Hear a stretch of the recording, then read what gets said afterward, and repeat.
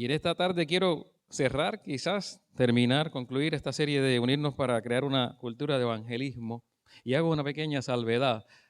Terminar la serie no implica que termina nuestra intención de mantener, procurar, crear una cultura de evangelismo. Solo termina la serie y podríamos predicar de otros temas y otras cosas, pero creando la conciencia de que todo lo que hacemos aquí, aun cuando cantamos, aun cuando nos saludamos, aun cuando hablamos informalmente, cuando compartimos literatura, todo tiene un enfoque y es alcanzar a otras personas, a otras vidas, con el amor de Dios que transforma y salva. Porque Dios va a usar cada cosa que tú hagas. Dios va a usar cada cosa que hagas para Él. Por sencilla que parezca o pequeña que sea ante nuestros ojos, Dios va a usar algo. Y lo va a hacer y va a multiplicarlo. Y quiero que miremos a alguien en esta tarde que pasa desapercibido entre los apóstoles, entre los discípulos en los evangelios, porque quizás hizo cosas pequeñas, pero cosas pequeñas que trajeron grande bendición a la iglesia y que hicieron cosas grandes por el reino de Dios. Y empezando con este nuevo mensaje de la cultura de evangelismo, en esta serie que también hemos denominado ¿Quién es tú uno? ¿Verdad? ¿Quién voy a alcanzar con el amor de Dios? Porque amamos a la gente. Seguimos creando cultura de evangelismo. Y el autor del libro Evangelización, cuando toda la iglesia habla de Jesús, que es parte de la base de lo que he estado compartiendo, Max Stiles nos comparte esto. Dios usa las disciplinas espirituales para nuestra salud espiritual. Crecemos cuando las practicamos. Nuestras vidas cristianas se ven afectadas cuando no lo hacemos. Y luego le añade, ¿pero has pensado alguna vez en la evangelización como una disciplina espiritual? La disciplina espiritual o las disciplinas espirituales que nosotros consideramos y siempre pensamos en ellas cuando hablamos del tema es la oración, el ayuno, leer la escritura, todas esas disciplinas importantes que las consideramos esenciales para nuestra salud espiritual y las practicamos porque afectan nuestra vida y cuando dejamos de hacerlo también nos traen dificultad. Si dejo de orar, dejo de leer la palabra, dejo de ayunar, trae dificultad en mi vida. Pero ¿has pensado en la evangelización como esa disciplina espiritual que también necesitas para tu salud? Que también necesitas para crecer y practicarla, porque si no lo haces va a afectar tu crecimiento espiritual. Se va a ver disminuido, se va a ver afectado, limitado. Y pensamos en los evangelios y miramos a Pedro y pensamos en Pedro, todo lo que Dios hizo a través de Pedro, en Santiago y Juan, ¿verdad? Y cuando llegamos a Andrés, quizás nos olvidamos un poco de Andrés. Jesús se refirió a Santiago y a Juan como los hijos del trueno. Y ustedes están escuchando truenos. Los truenos asustan, ¿verdad? O los truenos comunican algo, que viene algo.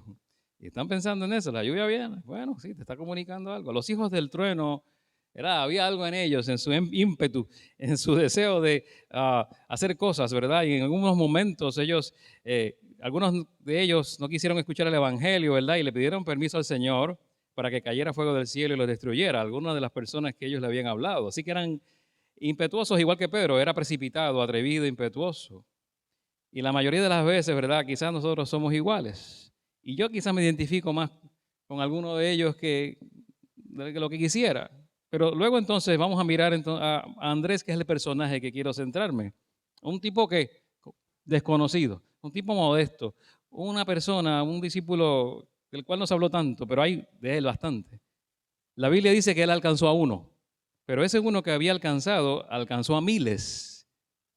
Entonces quizás la mayoría de las personas que tocan miles de personas, todo el mundo las conoce, pero no conocen al que alcanza miles. No conocemos al que alcanzó al evangelista grande, famoso, ¿verdad? Hemos perdido a veces la noción de cuánto importan la gente que nos parece insignificante.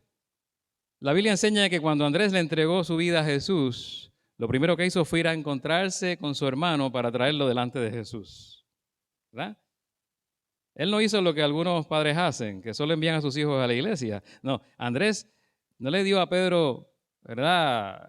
Break, mucho tiempo. Andrés lo trajo delante de Jesús.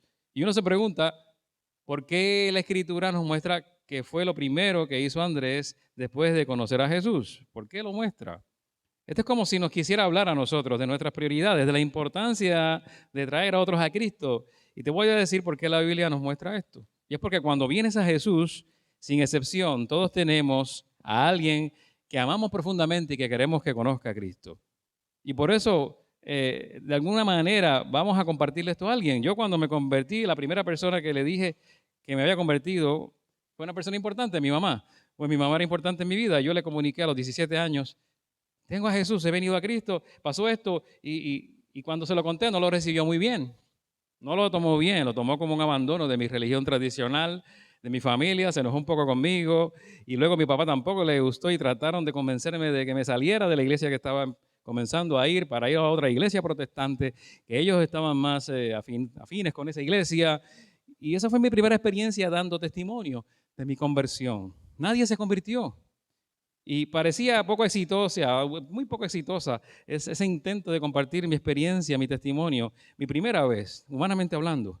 Pero ustedes saben que con el tiempo mis padres se convirtieron, fueron miembros de esta iglesia, ya partieron a morar con el Señor los dos, mi papá recientemente hace un año, menos de un año.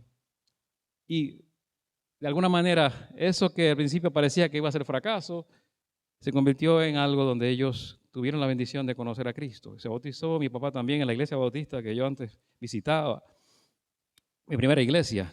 Y cuando traemos a alguien a Cristo, nunca traemos a alguien que no tenga valor. ¿Sabías eso? Porque todos son creados a imagen de Dios. Y entonces Cristo pagó en la cruz el más alto precio para redimirnos, y tú vas a compartir eso con alguien que tiene valor.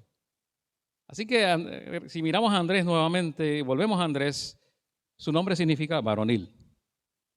Él no era alguien débil, ¿verdad? Era audaz, era decidido, determinado. En la serie de Chosen lo ponen como una persona bien decidida, si ven la serie de Chosen. Y es verdad, estas son algunas palabras que los teólogos usarían para describir a Andrés, pero él supo cómo trabajar tras bastidores, cuando nadie veía. No necesitó una plataforma, no tenía que estar ante multitudes ni ser reconocido, no tenía esa necesidad. Y quizás nosotros también, quizás nosotros estamos en esa misma situación. Y cuando salgas de aquí a comer a algún lugar, te pregunto si allí tras bastidores, en donde vas a comer, te preocuparás por la persona que te atiende, que viene a servirte la comida, o simplemente lo verás como un mesero insignificante. O es alguien que necesita a Jesús. ¿Cómo lo vas a tratar? Y lo que quiero decir esta tarde es profundizar en cómo Andrés trató a la gente. Los teólogos dicen que él fue el primer discípulo de Jesucristo. Primero él y después Juan. Y ponga atención en esto porque él fue discípulo de Juan el Bautista, que posiblemente le bautizó en el río Jordán. Y le dijo, yo te bautizo en agua posiblemente, pero el que viene después de mí te bautizará con el Espíritu Santo. ¿Verdad? Quizás eso fue lo que escuchó de Juan el Bautista. Le estoy preparando el camino al Mesías. Y quizás un día, mientras Andrés estaba de pie con su mentor Juan el Bautista, le dijo, he aquí el Cordero de Dios que quita los pecados del mundo, señalando a Jesús. Y a partir de ese momento, Andrés dejó de seguir a Juan para comenzar a seguir a Jesús. Él fue su primer discípulo. Andrés es un hombre que aparentemente fue insignificante, pero no lo es. Hizo una gran diferencia su vida. Así que nosotros debemos mirar que la vida que tenemos cuando compartimos a Jesús es una vida que es maravillosa como la de Andrés. Aunque parezca insignificante, tu vida es maravillosa como la de Andrés, se vuelve maravillosa cuando haces lo que Andrés hizo, aunque parezca que nadie se da cuenta, aunque parezca que nadie está mirando.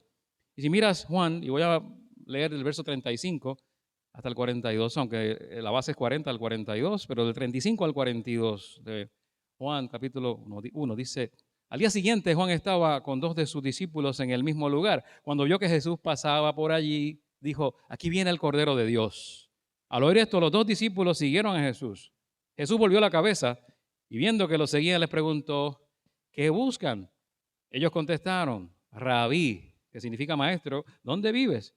Jesús les respondió, vengan y vean, vengan y vean. Ellos fueron con él, vieron dónde vivía y puesto que eran como las 4 de la tarde, se quedaron con él ese día. Andrés, hermano de Simón Pedro, era uno de los dos que había seguido a Jesús después de oír a Juan. Andrés, el primero que encontró, fue a su hermano Simón y le dijo, hemos encontrado al Mesías, es decir, al Cristo. Entonces, Andrés llevó a Simón a donde estaba Jesús. Jesús lo miró fijamente y le dijo, tú eres Simón, el hijo de Juan, de ahora en adelante te llamarás Cefas, o sea, Pedro. Alguien llamado Homer Lindsay decía que cuando pensaba en Andrés se le veía a la mente o se le venía a la mente la palabra invitador. ¿Verdad? ¿Qué es eso? ¿Y por qué es significativo invitador? El 96% de las personas que algún día se van a sentar aquí al lado tuyo en los asientos que están aquí vacíos vendrán porque alguien los invitará. Y esa es la importancia del invitador, como Andrés. Los van a invitar, ellos van a venir y van a escuchar el evangelio, pero vendrán gracias a la invitación de un amigo o de un vecino o un compañero de trabajo o de un pariente, y entonces sus vidas pueden cambiar para siempre. Y yo creo que Andrés no solo fue un invitador, yo creo que hay algo más aquí. Él se presenta, ¿verdad?, a Jesús, y de la manera en que él reacciona al evangelio, él lo hace más que un invitador. Yo creo que si tienes a alguien en tu vida que es un amigo, alguien que para ti es importante, tú quisieras que conozca a tu mejor amigo, que es Jesucristo.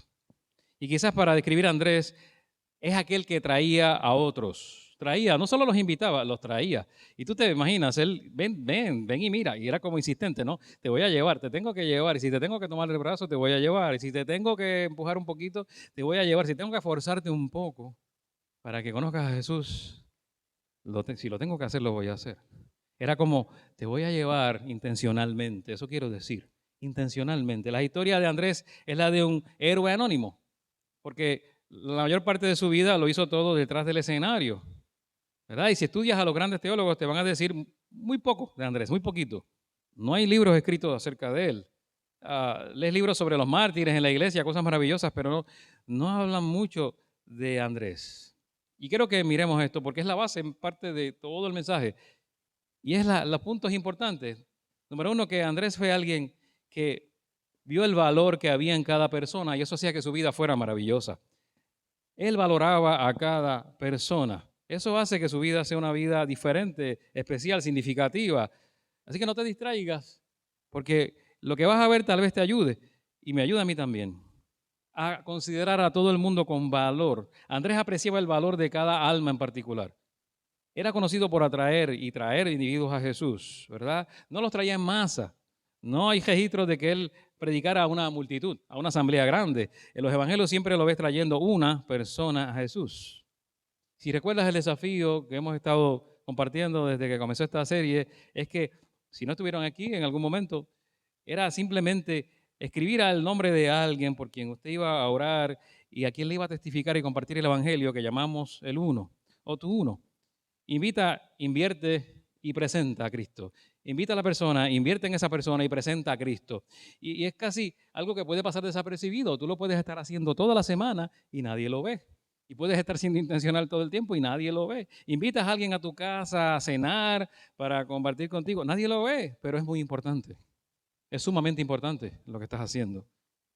Más importante y quizá tan importante como las grandes concentraciones evangelísticas o los grandes predicadores que predican a multitudes. ¿Sabes por qué? Porque uno a uno vas ganando a un alma para Jesús, que vale tanto para Cristo, que Cristo murió por esa persona.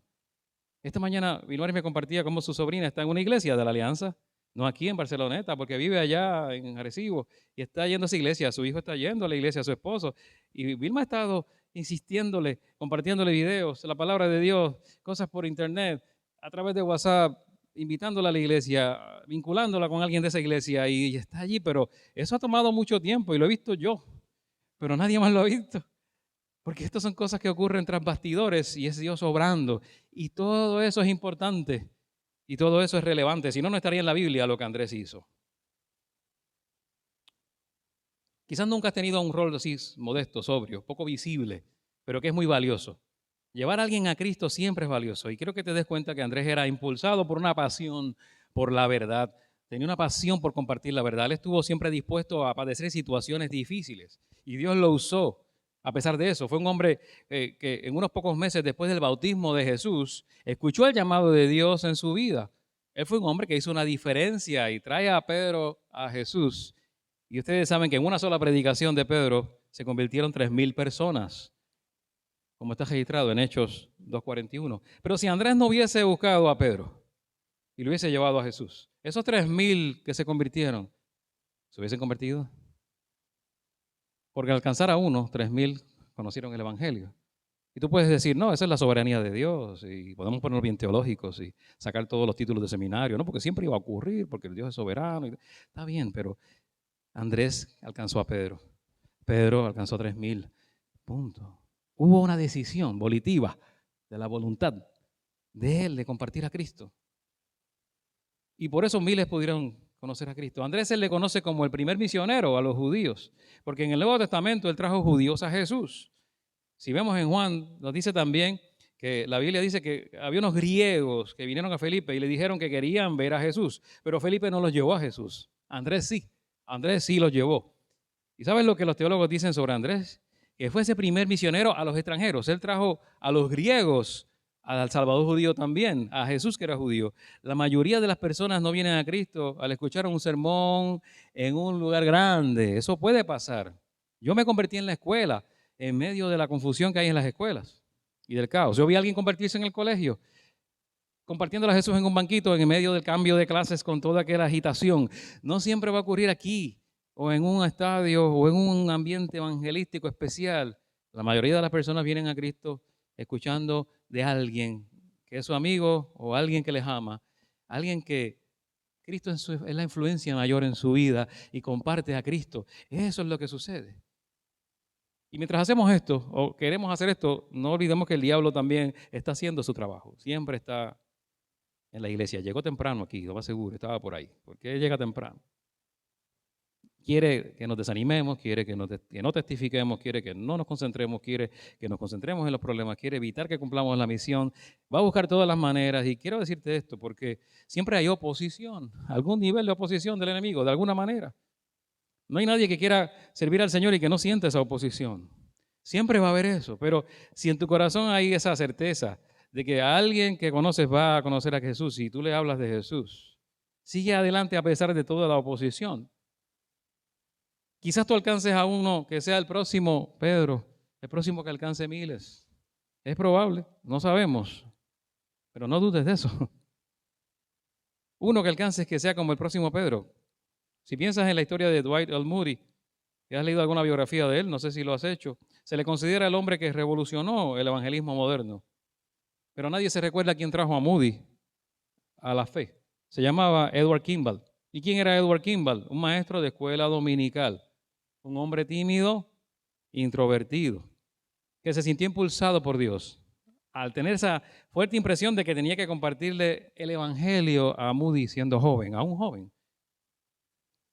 Y sabías que ese joven, al que tenía que compartirle el evangelio, que era Dwight L. Moody, era un hombre que trabajaba en una tienda de zapatos antes de convertirse. Dwight L. Moody era un hombre con muy poca educación, 5º grado, tenía mal carácter, le caía mal a mucha gente, era una persona bastante hostil. Pero Dwight L. Moody estaba, a veces, ¿verdad? Moody, de mal humor, estaba medio, ¿verdad? Siempre de mal mood, medio, ¿verdad? El estado de ánimo no era muy bueno. Y había cierto temor en Kimball, en Edward Kimball, de compartirle a Cristo. Porque era tímido Edward Kimball. Y Dios le asignó esa misión. Y cuando decidió ir a compartir el evangelio, iba de camino hacia la tienda donde trabajaba Moody, de zapatero, ¿no? Y dice que estaba nervioso, que ni se dio cuenta qué pasó por la tienda y de repente sintió ese deseo de entrar y dijo, tengo que hacerlo. Y entró corriendo a la zapatería mientras estaba todavía envolviendo zapatos, trabajando Moody, y le habló del evangelio. Y Moody aceptó a Cristo allí, en la misma tienda. Y gracias a la fidelidad de este hombre Kimball, tímido, Moody, un hombre de 5º grado, zapatero, se convierte en el gran evangelista del siglo XIX. Alternando entre Europa y América, Moody se estima que en sus numerosas campañas evangelísticas alcanzó a más de 100 millones de personas.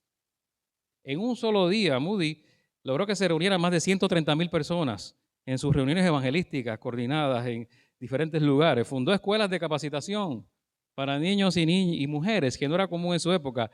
Moody fue el precursor de evangelistas como Billy Sunday, Billy Graham. Y hoy día aún existe el Moody Bible Institute, si usted lo busca en internet, una institución teológica seria que lleva el nombre de Dwight L. Moody.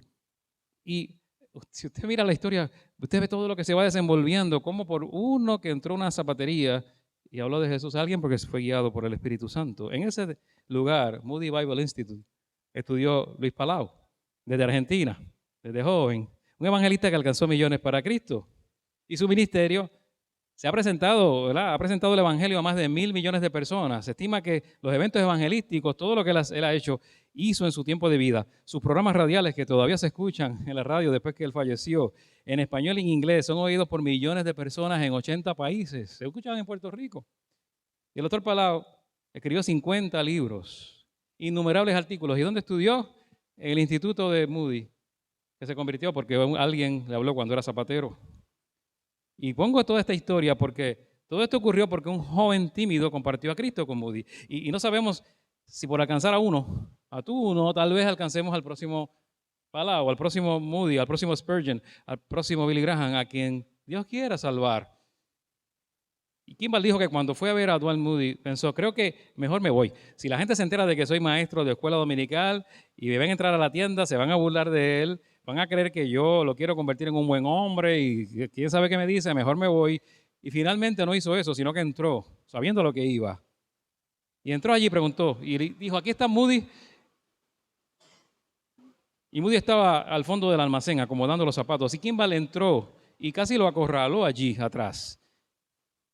Y le preguntaron a Kimball, ¿qué le dijiste a Moody? Y él dijo, yo no sé, Dios mío, yo no me acuerdo, estaba tan nervioso, pero creo que le hablé del amor de Dios y de la cruz, pero yo no fui para ganarlo para Cristo, solo fui para que conociera del Evangelio. Cuando terminé de hablar, me dijo, me gustaría dar mi vida a Jesús en este momento. Entonces lo llevó a Cristo. Y oye esto, es la forma en la que Dios lo usó para alcanzar a Moody. Usó un temeroso, tembloroso, maestro de escuela dominical común. Y by the way, ¿verdad? O como dicen los americanos. Por cierto, ¿saben cómo fue que Charles Spurgeon se convirtió al Evangelio? Un gran hombre de Dios también, que nosotros lo citamos en nuestros sermones todavía. Tenemos libros allá en las librerías de él, de su vida, sus sermones. Fue a un servicio de una iglesia y el predicador no pudo llegar porque estaba nevando. ¿Y quién estaba predicando? Pues un hermano común, un laico. Abrió su Biblia y la leyó. Y luego dijo, pongan los ojos en el Señor y serán salvos todos los términos de la tierra. Y señaló a Spurgeon y le dijo, tú, joven, se salvó. Y él creyó y se salvó. Él no delineó un bosquejo del Evangelio, él no le habló de toda la expiación de Cristo, no le habló de muchas cosas teológicas, no le dijo nada. No, el poder del Espíritu Santo tomó a este sencillo testigo del Evangelio, un hermano de la iglesia que estaba sustituyendo al predicador real que iba a llegar esa noche, y Dios cambió la vida de Spurgeon totalmente, radicalmente. Y eso es lo grande del Evangelio. Tú lees el Evangelio continuamente y vas a ver, porque vas a ver que nos engañamos muchas veces. Creemos que todo tiene que estar perfecto para compartir el Evangelio. Esperamos condiciones perfectas, esperamos, ¿verdad? Conocimientos muy sofisticados. Cuéntale lo que Dios hizo por ti a la gente. Yo no sé si alguien más creyó por el testimonio de estos hombres sencillos como Edward Kimball. Pero lo que dice la historia es que él gana a Moody. Dwight Moody lleva a Cristo a otro hombre que se llamaba C.T. Stott. Él llegó a ser un gran pionero en la historia de las misiones. También le compartió a otro hombre llamado Wilbur Chapman, quien llegó a ser un evangelista. Y si haces la historia te darás cuenta que Wilbur Chapman le compartió a otros y sigue la cadena. Y vas a llegar a personas como otros grandes evangelistas por esa secuencia de fidelidad a Dios.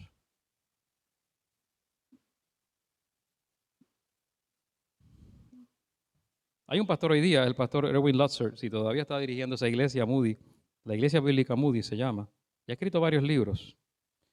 Y él nos diría que la historia testifica que millones llegaron a la fe en Europa y en Estados Unidos por el testimonio de Moody, porque un hombre entendió el significado de lo que valía cada alma y la compartió. Y yo te pregunto, ¿a quién vas a traer? ¿A quién tú le vas a compartir lo que Cristo hizo por ti? Quizás el enemigo quiere convencerte de que no vale la pena compartir a Cristo con alguien, por cómo lo ves o cómo es. No te dejes llevar por él, porque hay una vida maravillosa que Dios quiere mostrarle a alguien, como lo hizo con estos hombres y como lo hizo con Andrés cuando habló con Pedro, porque vio el valor de las pequeñas cosas. Andrés vio el valor de las pequeñas cosas. En una ocasión, los discípulos estaban con Jesús y le decían, Señor, es mejor que despidas a la gente porque no han comido. Y él dijo, aliméntenlos ustedes. Y le respondió Jesús así, ¿no? Y si hay 5,000 hombres sin contar mujeres y niños, dijo Felipe. Y él insistió en que debían despedir a la multitud. Ese fue Felipe. Y yo hubiese sido como Felipe tal vez. Tenemos que terminar esto porque no hay comida. Tal vez hubiese sido igual. Pero había gente como Andrés, ¿verdad? Él pensó que si Dios decía esto era porque había algo planificado que había que creer. Entonces, ¿qué hizo entonces? Fue y encontró a un jovencito. Imagina entonces esa escena, encontrando un niño. Voy a, ¿verdad?, a decirte lo que dice la Biblia, pero imagínate la escena, encuentra a un niño. Y dice la Biblia, otro de sus discípulos, Andrés, que era hermano de Simón Pedro, le dijo, aquí hay un muchacho que tiene 5 panes de cebada y 2 pescados. Pero, ¿qué es esto para tanta gente? ¿No? Le interpuso una pregunta. La versión original en griego dice que eran sardinas. Así que imagina el tamaño, ¿no? Y quizás por eso es que nosotros muchas veces no damos, quizás, no damos, porque pensamos que lo que damos es muy poco o es insignificante. Y piensas en esto. Andrés decía, ¿qué es esto para tanta necesidad? Pero era mucho en las manos de Dios, en las manos de Jesús. Cosas insignificantes son usadas para hacer cosas significativas y eso solamente lo puede hacer Dios y solo Dios se lleva la gloria cuando ocurre así. Solo Dios se lleva la gloria cuando algo pequeño que parece insignificante produce algo grande. ¿Y por qué fue importante esto? ¿Por qué es tan importante que Jesús haya alimentado a 5,000 personas con la comida de un niño? Hay aquí lecciones para nosotros. Bueno, Andrés, uno, entendía que no hay nada que le demos a Dios que sea insignificante en las manos de Jesús. Muy poco puede ser usado para lograr mucho. Y eso fue un testimonio del poder de Dios. No hay cosa pequeña, ninguna, que sea insignificante en las manos de Dios. Quizás ustedes piensan, nunca podré compartirle la fe a mi vecino. No puedo, no puedo. Piensa siempre que Dios puede hacer mucho con lo poco que tú hagas. Va a usar tu debilidad, aunque reconozcas tu debilidad, porque es el poder de Cristo que será tu fuerza, no es tu fuerza. Y entonces Él va a tomar las habilidades insignificantes, logrará grandes cosas con habilidades insignificantes. Y esto es importante, recordarlo. En una vida maravillosa también tenemos que entender el valor del servicio discreto, que fue lo que entendió Andrés, discretamente. Andrés es el ejemplo de lo que decía Pablo, de lo que nos dice Pablo en Efesios. La Biblia dice en Efesios lo siguiente, no actúan así solo cuando los están mirando, como los que quieren agradar a la gente, sino como siervos de Cristo que de corazón hacen la voluntad de Dios. Eso es lo que dice Pablo. Hay personas que no actúan solo cuando se les está mirando, como los que quieren agradar a la gente, sino como siervos de Cristo que de corazón hacen la voluntad de Dios. El ministerio de Andrés era buscar gente, apoyar gente. No era tan visible. Era un líder con corazón de siervo. Era alguien que predicó a uno, no a multitudes. No fundó ninguna iglesia. Pero de la tradición nos dice, y a veces la tradición concuerda con la historia y la realidad, a veces coincide, que cuando Andrés, ¿verdad?, siguió su vida como discípulo de Jesús, muchos teólogos e historiadores piensan que llevó el evangelio a Rusia. Algunos dicen que pudo haber llegado hasta Escocia. Se cree que le compartió a Cristo a la esposa de un gobernador de una provincia romana. Ella le entregó su vida a Cristo y fue salvada. Su esposo, que estaba tan enojado de que ella hubiera puesto su confianza en Jesús, le exigió que se retractara, pero ella se negó a hacerlo, dice la tradición. Así que él dijo, bueno, si no te retractas, Andrés, él no va a predicar a nadie más. Así que ordenó que Andrés fuera crucificado. Y según la tradición fue crucificado en forma de X, en una cruz en forma de X. Y el gobernador romano quería que Andrés sufriera, por eso en vez de clavarlo a la cruz, lo ataron a la cruz. Y la tradición dice que pasaron 2 días antes de que muriera. Y que en sus últimos suspiros solo le pedía a la gente que abandonara sus pecados y le dieran su vida a Jesús. Y así vivió Andrés según la tradición. Y te pregunto, ¿vas a vivir toda tu vida sin testificarle a alguien que ves todos los días de Jesús? A un compañero de trabajo, a un vecino. ¿Harías lo que estuviera a tu alcance para asegurarte que las personas sepan que Jesús les ama? Dicen que el 98% de nosotros nunca ha invitado a una persona sin iglesia, a una persona no salva, a Jesús. El 98% de los creyentes. Y que solo el 20% invitamos a otro cristiano a la iglesia.